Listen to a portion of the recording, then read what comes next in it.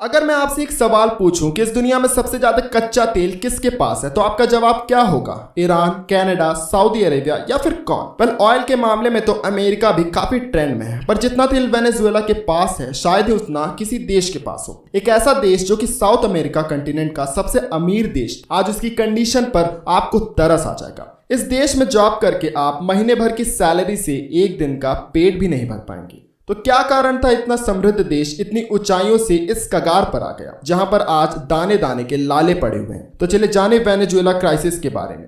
एक देश का लीडर अगर मूर्ख हो तो वह बने बनाए देश को भी क्षण भर में कबाड़ा कर सकता। बात है 1922 की, जब पहली बार वेनेजुएला में कच्चे तेल की खोज हुई थी। तेल इतना ज्यादा था कि कुछ ही वर्षों के अंदर दुनिया भर की सैकड़ों कंपनीज ने वेनेजुएला में आकर ऑयल प्रोडक्शन का काम शुरू किया। प्रोडक्शन इतना ज्यादा हो गया कि 1930 भी खत्म नहीं हुआ था और वेनेजुएला ऑयल का सेकंड सबसे लार्जेस्ट प्रोड्यूसर बन चुका था। उस समय रैंक 1 का पायदान अमेरिका के पास। उस समय वेनेजुएला की करेंसी बॉलीवर की वैल्यू आसमान छू रही। वेनेजुएला के टोटल एक्सपोर्ट्स में तेल की हिस्सेदारी 95% तक पहुंच गई थी। कहा जाए तो ऑयल की खोज से वेनेजुएला का नसीब अचानक से पलट गया था। 1930s में वेनेजुएला के ऑयल मार्केट में 98% कब्जा था रॉयल डच शेल, गुल्फ और स्टैंडर्ड ऑयल का। वहां की सरकार ने बाद में यह डिसीजन लिया कि वहां की सरकार कंपनीज से ऑयल प्रोडक्शन में हो रहे फायदे से हिस्सेदारी लेगी। 1943 में वेनेजुएला में एक लॉ बना जिसका नाम था हाइड्रोकार्बन लॉ ऑफ 1943, जिसमें कि वेनेजुएला के ऑयल मार्केट में ऑपरेट कर रही फॉरेन कंपनीज को अपने प्रॉफिट का 50% वेनेजुएला की गवर्नमेंट को देना पड़ेगा। इसके 5 वर्ष बाद ही वेनेजुएला का सरकारी खजाना 6 गुना तक बढ़ गया था।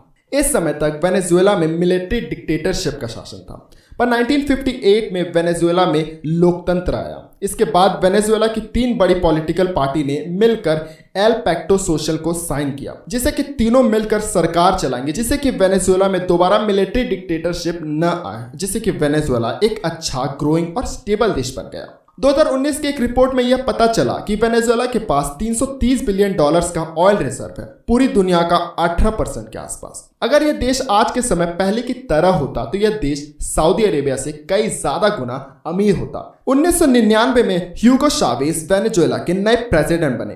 ह्यूगो चावेज के कार्यकाल में ऑयल प्राइसेस काफी तेजी से बढ़े। इस कारण सरकार के पास बहुत ज्यादा पैसा आ गया।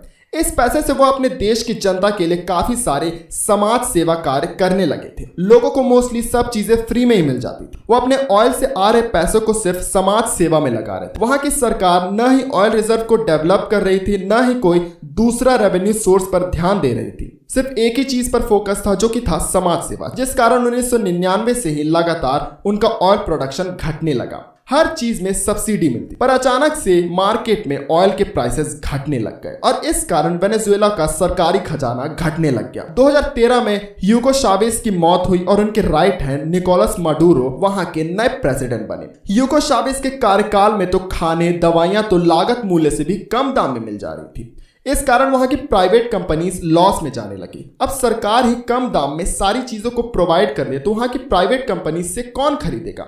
इस कारण सारे प्राइवेट कंपनीज बंद होने लगे। पर इसके बाद भी वहां पर फूड या मेडिसिन कम पड़ने पर वह दूसरे देशों से मंगा लेती थी, क्योंकि उनके पास पैसे बहुत ज्यादा थे।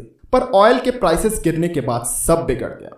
अब वेनेजुएला के पास इतने पैसे नहीं थे कि वह फ्री में जनता को खाने पीने की चीजें बांट सके और प्राइवेट कंपनीज तो बंद हो गई थी। तो अब वहां पर फूड और मेडिसिन कहां से आएंगे? पैसा अब इतना नहीं बचा था कि वह बाहर से खाना और दवाइयां इंपोर्ट कर सके। इस कारण वहां पर फूड क्राइसिस आ गया। निकोलस माडुरो के पावर में आते ही ऑयल प्राइसेस काफी गिरने लगी थी और वेनेजुएला की जीडीपी ग्रोथ रेट नेगेटिव होने लगी। निकोलस माडुरो ने देश में पैसे की कमी को देखते हुए वहां पर ज्यादा करेंसी को प्रिंट करना शुरू कर दिया। पर निकोलस को कौन समझा कि ज्यादा नोट छापने से वह देश अमीर थोड़ी हो जाएगा। ज्यादा नोट तब छापे जाते हैं जब एक देश में प्रोडक्शन और सर्विसेज बढ़ रहे हो, तभी सब चीज की प्राइसेस स्टेबल रहती है। पर वेनेजुएला में प्रोडक्शन तो नीचे जा रहा था और नोट दबा के छापे जा रहे थे। इस कारण वहां पर हाइपर इन्फ्लेशन हो गया। जहां पर इंडिया में इन्फ्लेशन 4 से 8% तक रहती है, वेनेजुएला का इन्फ्लेशन 2018 में 17 लाख% तक पहुंच गया था। 2010 में $1 8 बोलीवर के बराबर थी।